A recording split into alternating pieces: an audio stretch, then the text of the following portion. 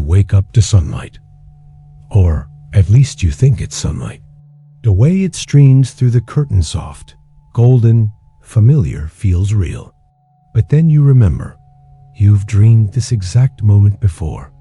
Same light, same silence, same bed. So, is it morning? Or another layer of the dream? Hey guys, today we're diving into something strange. Not just philosophical, personal. Because whether you're walking through your city, talking to a friend, or lying in the dark, wondering about your past, there's one question that quietly haunts all of it. Am I really seeing what's there? You live your life with a quiet trust in your perception. Red lights mean stop. A friend's smile means they're happy. Your hand right now is your hand, of course. But what if all of that is filtered? So before you get comfortable, take a moment to like the video and subscribe, but only if you genuinely enjoy what I do here. And if you're watching this from your couch, your bed, or maybe a train halfway across the world, drop a comment.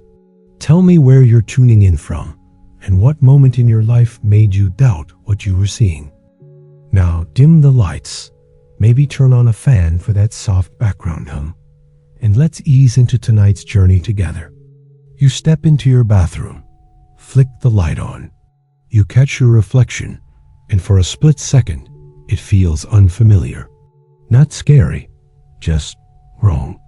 This is common. In fact, it has a name. J'envie, the opposite of déjà vu. You know this place. But your brain disconnects for a moment. The meaning slips. And here's the catch. This moment, this flicker of uncertainty, reveals something enormous. That your everyday sense of reality is constructed, not passively received. When you look at the world, you're not seeing it directly.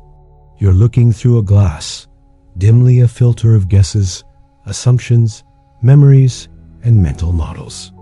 Take color. That soft blue of the morning sky?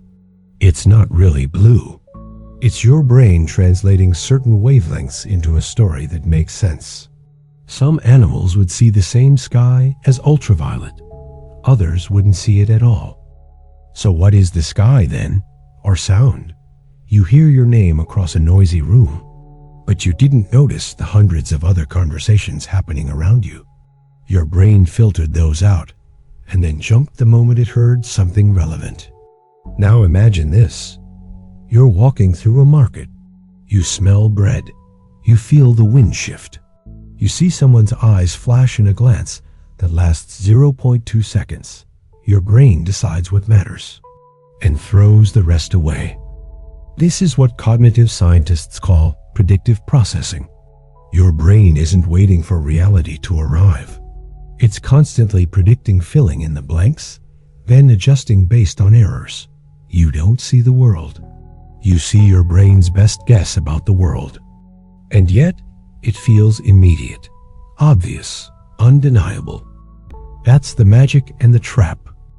In 1951, psychologist Jerome Bruner ran a now famous experiment. He showed people a deck of playing cards with subtle errors. A black heart, a red spade. Guess what? Most people didn't notice. Even after several exposures, their brains corrected the cards into the expected colors. They literally could not see the wrong image, even though it was right there in front of them. You do this every day. You walk through your life, correcting anomalies, smoothing edges, maintaining coherence. Because chaos is exhausting. Because uncertainty is dangerous. But here's the twist. What if true clarity isn't about seeing more detail, but about noticing what your mind is editing out? What if real perception starts when you realize your vision is a story, not a window? You blink, you're back in your bathroom. Your reflection looks right again, but that flicker lingers. The sense that something's not quite stable, that reality is less of a mirror and more of a mask. And that maybe, just maybe, you've been dreaming while awake. Next time, we're going deeper, into the filter itself. Because if perception is shaped by something invisible, then what exactly is that shape? And who's doing the shaping? You're walking through a crowded street, colors, sounds, motion everywhere, but you don't feel overwhelmed. You're not thinking, there are a million photons bouncing off surfaces and hitting my eyes right now, or there's a barrage of air vibrations hitting my eardrums. No, you just see a woman in a red coat crossing the road. You hear a dog bark in the distance. You smell coffee drifting from a nearby cafe. It feels like the world presents itself to you, fully formed. But what if that's not how it works at all? What if everything you perceive, everything you think is out there, is filtered so heavily, so brutally, that the world you experience is more like a story your brain is telling you than reality itself? You see, your senses are not designed to give you truth. They're designed to keep you alive. Your retina, for example, receives data in a crude, pixelated mess, but your brain fills in the blanks. The blind spot in your eye, you never notice it. Your brain just paints over it, like Photoshop's content-aware fill. It guesses, seamlessly. That's not just a flaw. That's the system working as intended. But this raises a troubling thought. If you're not seeing reality, but a simplified, edited version, how can you trust it? Let's go deeper. Inside your skull, there's darkness. No light reaches your brain. No sound enters directly. All you've got are electrical signals, patterns of voltage. The outside world doesn't get in. Not really. So what does your brain do? It predicts. In fact, it's doing it right now. As you read this, your brain is anticipating the shape of the next word, the flow of the sentence. That's why typos sometimes slip by your brain, autocorrects the input. But the same thing happens in vision, in sound, in time. Ever been walking in a forest and suddenly thought you saw a snake? You freeze, your heart pounds, and you realize it's a stick. Your brain jumped the gun. It predicted snake because it's better to be wrong and live than right and bitten. But think about that. Your experience of the world was edited by fear. So how much of your life is like that? Not just momentary illusions, but deep biases, unconscious filters that shape what you notice and what you ignore? Here's a strange case.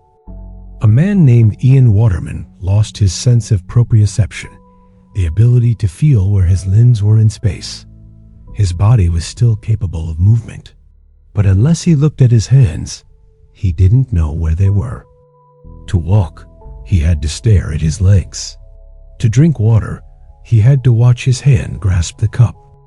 Without feedback, the illusion of the body, something we take for granted, collapsed. This tells us something profound. Even your sense of self is built on filtered data. It's like trying to steer a ship through a dense fog, guided only by fragmented signals. You may believe you're in full control, but how much of you is just reacting to sensory fragments stitched together by prediction? Now let's flip it. Why does your brain filter so aggressively? Well, imagine trying to process everything. Every texture on a brick wall, every breath of wind, every micro-expression on every stranger's face. You'd freeze. It would be a sensory flood, a form of madness. So evolution found a workaround. Ignore most of it. Focus on what's useful, what's dangerous, what's novel. That's why a sudden noise grabs your attention, but the hum of an air conditioner fades into background noise. But here's the twist. Useful does not equal true. What helps you survive may not reflect reality. It just works enough to get by. That's not perception. It's compression. Even your memory is filtered.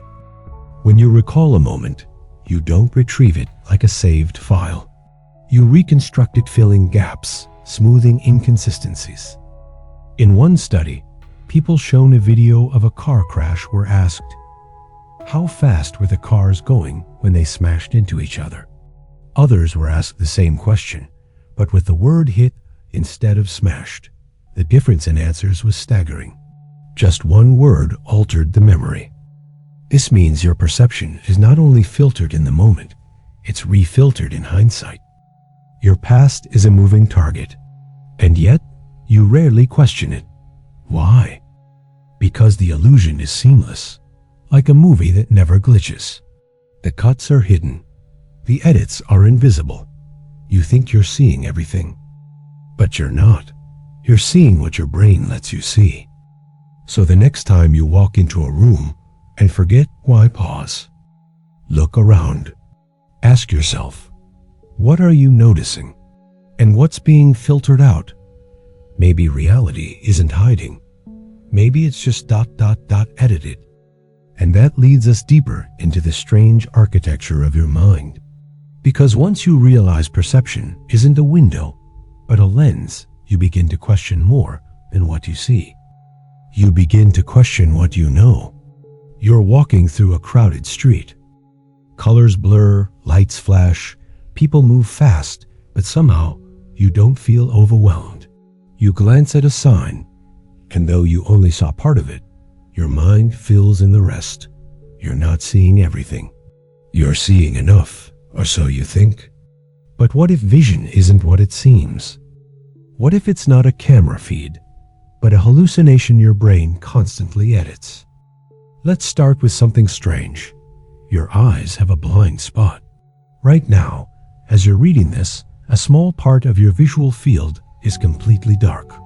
You don't notice it because your brain makes up the missing information seamlessly without your permission. Try this.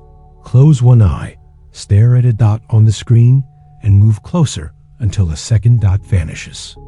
It's not magic, it's your optic nerve interrupting the retina. You literally can't see there. And yet, you see it anyway. That's not a glitch. That's the system working as designed. You don't see the world. You see a model of the world. One your brain is constantly guessing and updating based on limited input and prior expectations. When you walk into a familiar room, you don't analyze every detail. You just recognize it. Your brain predicts the walls, the chair, the faint smell of coffee. If something's missing, that's when you notice. Otherwise, prediction wins. This is why magic tricks work. A magician doesn't actually hide the card. They hide the transition. Your brain skips over the moment that doesn't fit your model. And by the time you look back, your memory has already been updated with the illusion. That's also why eyewitness testimony is often unreliable. People don't remember what happened. They remember what they expected to see, filtered through emotion, stress, and time. Here's a true case. In 1975, 5 eyewitnesses confidently identified the wrong man in a robbery trial. They weren't lying. Their brains had simply filled in the gaps. He looked like the guy. And once they said it aloud, their memory solidified it. Now think about how often you trust your eyes. The color of someone's shirt, the expression on a friend's face, the vibe of a place. All of it is perception shaped by prior experience, cultural bias, emotional state, and even lighting. Have you heard of the dress that broke the internet? Blue and black or white and gold. Same photo. But your brain interprets it differently based on your assumptions about the light source. It's a perfect example of top-down processing your mind, shaping what you see. You're not just receiving input, you're predicting it. And here's where it gets eerie. Even your peripheral vision is mostly fake. You think you can see the sides of your vision clearly, but try reading a word off to the edge of your screen. It's blurry, useless. Your brain fills in colors and shapes based on context, not real input. Like background in a movie set, it looks solid, but don't push too hard.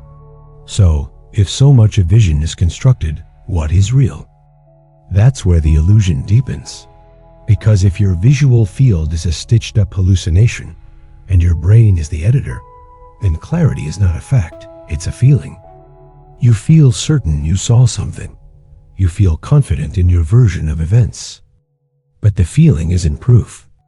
It's just another prediction, another story your mind tells itself to stay grounded in a world it can't fully process. You're not defective for this. It's how humans evolved: efficient, adaptive, and fast. But it also means reality isn't what hits your eyes. It's what survives your brain's editing room. And tomorrow, that edit might change. Remember the gorilla experiment? A group of people passes basketballs around. Viewers are told to count the passes. And nearly half of them don't notice a full-grown man in a gorilla suit walk through the scene. It's not that they missed it. It's that their model of reality had no place for it. So it got deleted before it even reached awareness. Now think about your life. What might you be filtering out? Just because your model doesn't expect it? You blink and the world reassembles itself. A second ago, you were lost in thought.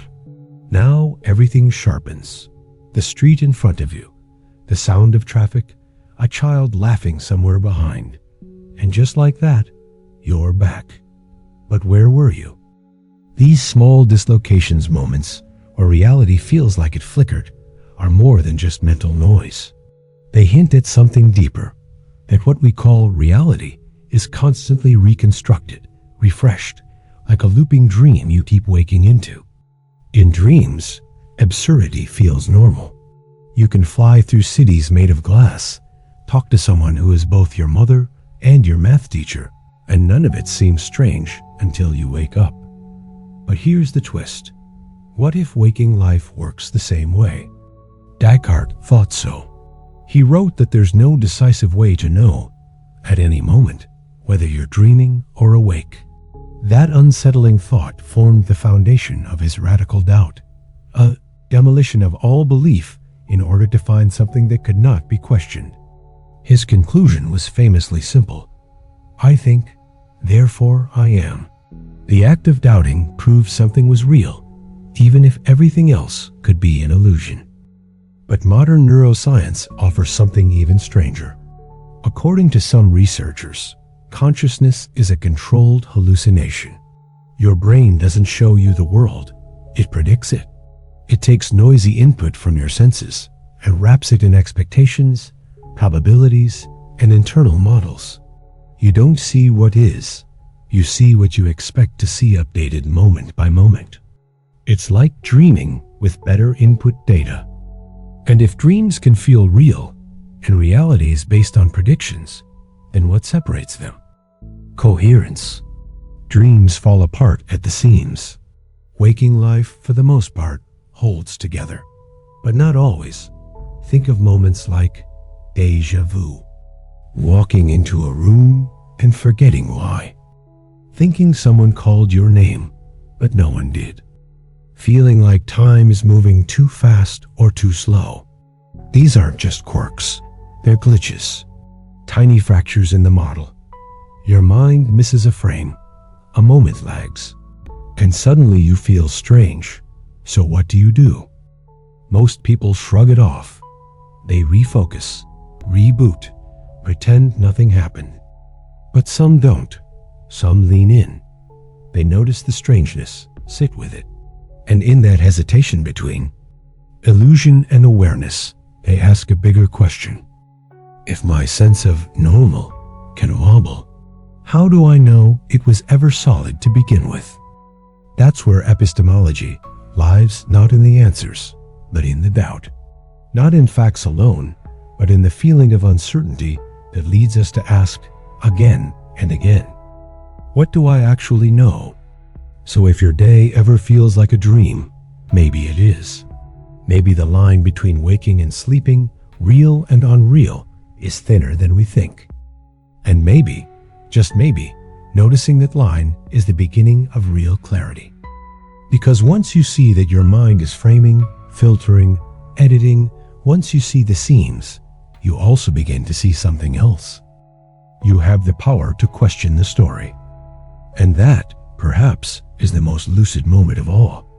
You're walking through a city you've never seen before. Or at least, you think you haven't. Everything feels just a little too familiar. The texture of the walls, the rhythm of your footsteps, even the sound of a bell in the distance. Déjà vu. You pause. Is this memory or just good prediction? This is where the trap begins. Your brain doesn't like uncertainty. It craves closure, completion. It wants a story that makes sense and fast. So when gaps appear in your perception, it doesn't leave them blank. It fills them in. And it does this so seamlessly that you rarely notice. In one famous experiment, people watched a video of a car crash. One group was asked, how fast were the cars going when they smashed into each other? Another group heard, how fast were they going when they hit each other? Same footage, different words. But the smashed group gave higher speed estimates and even remembered broken glass that never existed. Language changed memory. Suggestion altered perception. And confidence grew even when the facts were false. That's the trap, the illusion of certainty. Your mind loves a clean answer, so it gives you one even when it shouldn't. And once you have that answer, it becomes sticky. Psychologists call it belief perseverance. Even after the evidence is debunked, your brain clings to the original story. Worse, it defends it. It builds a case. It cherry-picks facts. It turns doubt into threat. Why? Because certainty feels safe, and uncertainty? It feels like standing on a ledge with no guardrail. But here's the paradox. The more certain you are, the more blind you become. Blind to nuance, blind to alternatives, blind to your own fallibility. This isn't just a personal problem. It's an epistemological one. Immanuel Kant argued that we never experience things in themselves, the noumenon, only as they appear to us, the phenomenon, shaped by our cognitive structures. That means your mind is not just a passive receiver, but an active constructor of experience. You're not recording reality, you're rendering it. Like a dreamer convincing themselves the dream is real. And in dreams, certainty feels absolute until you wake up. So the question becomes, how do you wake up from certainty? You don't, not fully, but you can practice noticing it. You can become suspicious of your own confidence. You can get curious about your conclusions. Because the opposite of certainty isn't confusion. It's clarity with humility. And that shift from knowing to wondering may be the only way forward. So you keep walking through that half-familiar city, not trying to prove anything, just asking better questions. And around the next corner, a thought arises. Maybe knowledge isn't something you own. Maybe it's something you pursue. Quietly, carefully. Like a dream you're learning to navigate without needing to believe it's all real. You're in a room full of mirrors. Each one reflects a different version of you, older, younger, softer, sharper. Some look familiar. Others feel like strangers. Which one is you? Now imagine this isn't a metaphor. Imagine it's your mind.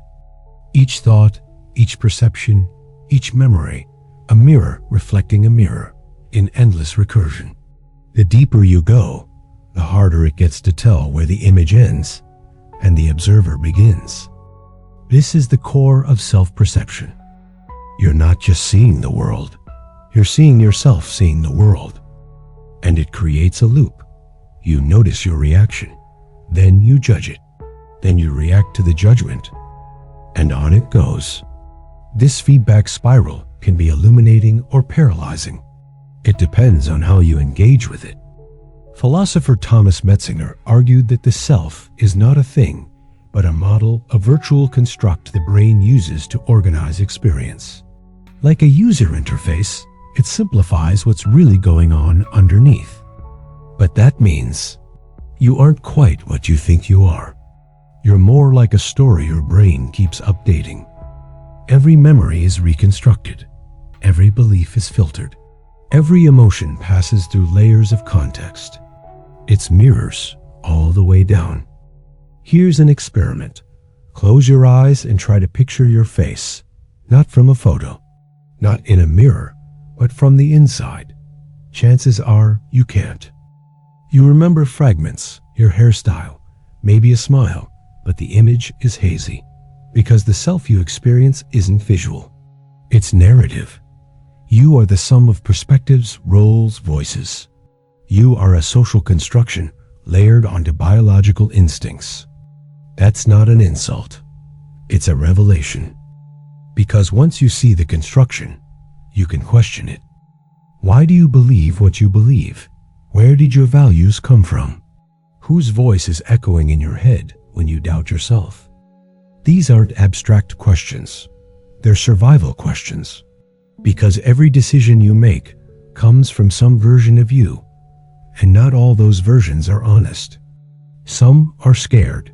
Some are wounded. Some are mimicking someone else. And when those voices start to argue, you feel it as anxiety, confusion, identity crisis. But there's a deeper skill, metacognition, the ability to observe your thoughts as thoughts, to recognize the voice, not just follow it.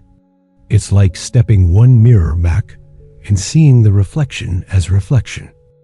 Meditation traditions have cultivated this for centuries, not to find answers, but to loosen the grip of the illusion, to make space, to breathe. Because in that space, something shifts. You stop clinging to being right. You stop fearing being wrong. You start noticing the dance of thought without needing to control it. And that's where clarity begins. Not with a clean mirror, but with the realization that the mirror itself is part of the illusion. So the next time you feel caught in thought looping, spiraling, stuck, try stepping back. Notice the reflection. Notice the frame. Notice the person looking in. And then ask, what happens if I don't believe everything I think? You're trying to explain a feeling, but no word fits. It's not quite sadness, not quite fear, not quite awe. It's like a storm about to break, or standing at the edge of something vast. And yet you say, I feel weird, and move on. This is the daily betrayal of language. Words are incredible tools. They let us build civilizations, encode memories, share dreams. But they're not perfect. They're maps, not territory. And sometimes the map leaves entire continents blank. The philosopher Ludwig Wittgenstein once said, "The limits of my language mean the limits of my world." If you can't say it, you struggle to think it. And if you can't think it, you may never fully feel it. It's not just vocabulary, it's framing. Consider these pairs.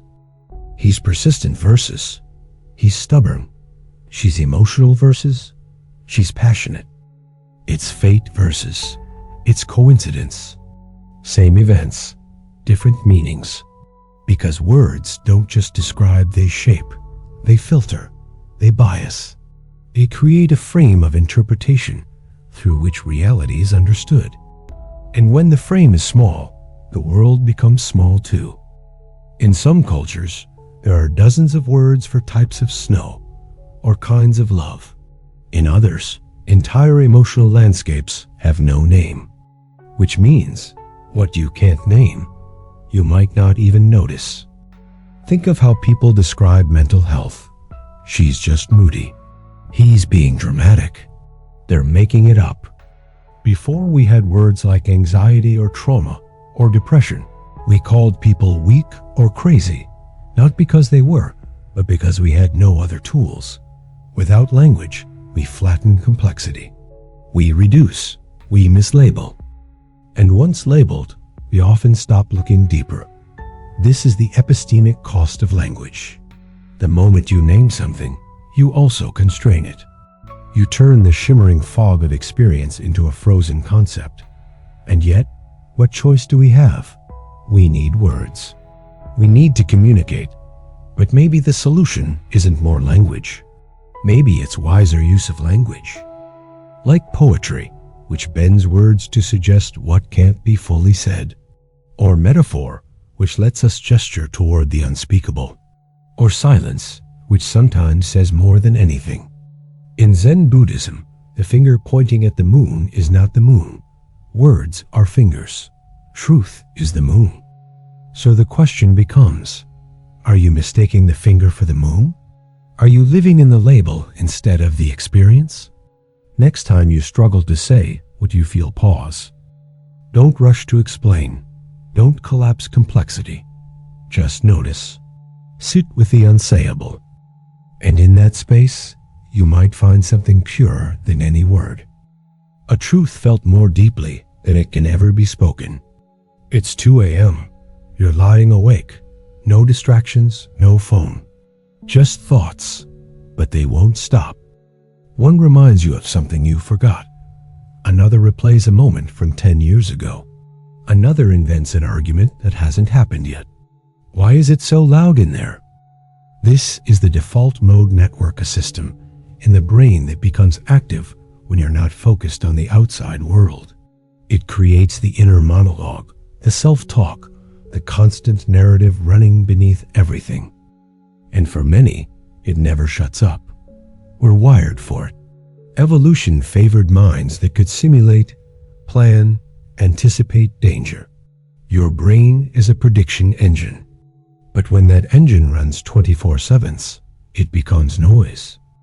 And here's the twist. Most of that noise isn't even accurate. Studies show that the majority of our spontaneous thoughts are negative, repetitive, and imagined. You're fighting enemies that aren't there, solving problems that don't exist, reliving pain that's already passed. Why?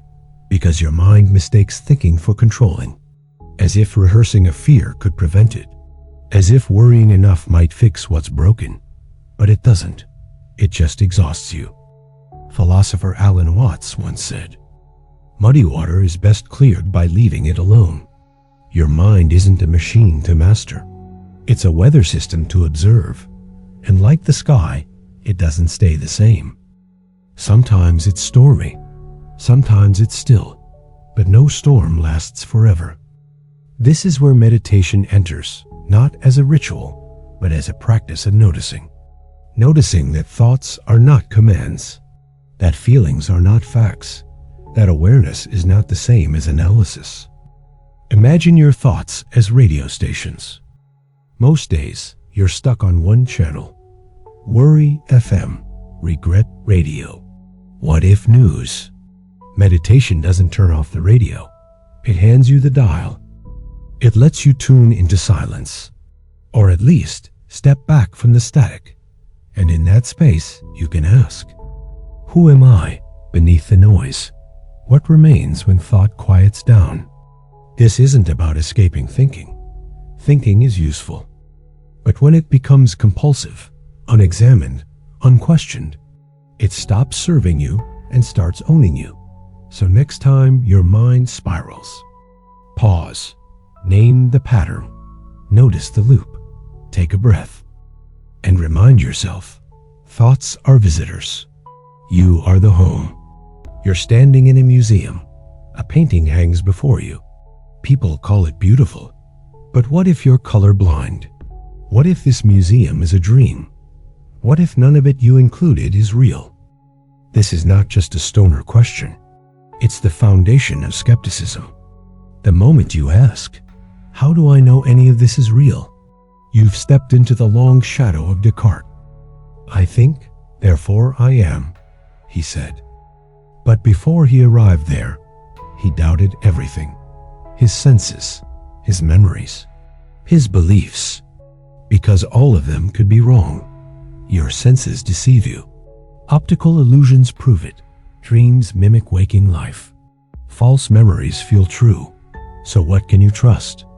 Even logic, the very structure of thought, can mislead. Zeno's paradox, the liar's paradox. Assumptions built into reasoning often go unseen. And so, slowly, methodically, the skeptic peels back every layer. What if other minds don't exist? What if reality is a simulation? What if I'm just a brain in a vat? Each question isolates you more, until you reach a chilling point. Maybe nothing is certain. Maybe no one is there. This is skeptic solitude, the mental space where doubt becomes a kind of prison. And yet, it's also a door. Because if you go far enough into doubt, something unexpected happens. You find freedom. When you stop clinging to certainty, you start embracing curiosity. Instead of demanding answers, you begin living the questions. You become like Socrates, not the man with the answers, but the one who knows that he doesn't know. And in that humility, something beautiful emerges. Wonder. The stars become mysterious again. Each person you meet becomes unknowable, unpredictable, real. Even the pain you feel becomes part of the mystery. Certainty narrows the world. Doubt expands it. Of course, not all doubt is useful. Some becomes paralysis. Some becomes cynicism. But philosophical doubt, epistemic humility, that's power. It means never mistaking your map for the territory. Never confusing belief with truth. Never assuming you see the whole picture. It means approaching every moment with a question. What might I be missing? In the end, Descartes rebuilt his world on one fragile truth. If I'm doubting, then I must exist. But maybe there's a more generous conclusion. If I'm wondering, then I'm awake. You're looking through a keyhole, a sliver of light, a piece of the room, never the whole thing. That's perception. You don't see the world directly. You see a reconstruction built by your brain, filtered by your senses, shaped by memory, attention, emotion, and expectation. The room is always larger than the keyhole. But here's the part we often forget. We mistake the sliver for the whole. You assume your way of seeing is the truth, that your memories are accurate, that your interpretations are neutral. But none of that is guaranteed. Every experience you have is a blend of signal and noise, of sensation and assumption, of fact and framing. And yet, somehow, we move through life as if it's obvious. We argue over who's right. We cling to beliefs we've never examined. We build our identities on perceptions we barely understand. But when you realize the keyhole exists, when you see that you're not seeing everything, a strange thing happens. You get clearer, not more certain, but more curious. You stop needing to be right. You start wanting to understand. You ask, what's on the other side of the wall? What are they seeing through their keyhole? What parts of reality am I blind to? And then you shift. Not because you found the truth, but because you're no longer imprisoned by your frame. You become willing to step back, to shift perspective, to soften your grip on what you thought was real. This is the deepest kind of awareness, not about objects or facts, but about the limits of your own seeing. It's not always comfortable. It means accepting that you might be wrong, that your mind plays tricks, that your world is, in part, a hallucination you've agreed to believe in. But it also means something else. You're free. Because when you know you're looking through a keyhole, you stop pretending you see the whole room. And that humility, that gentle, curious humility, is the beginning of wisdom. You can't tear down the walls, but you can widen the view. You can clean the lens. You can listen better, ask deeper, look longer. And maybe, just maybe, you'll catch a glimpse of something truer than before.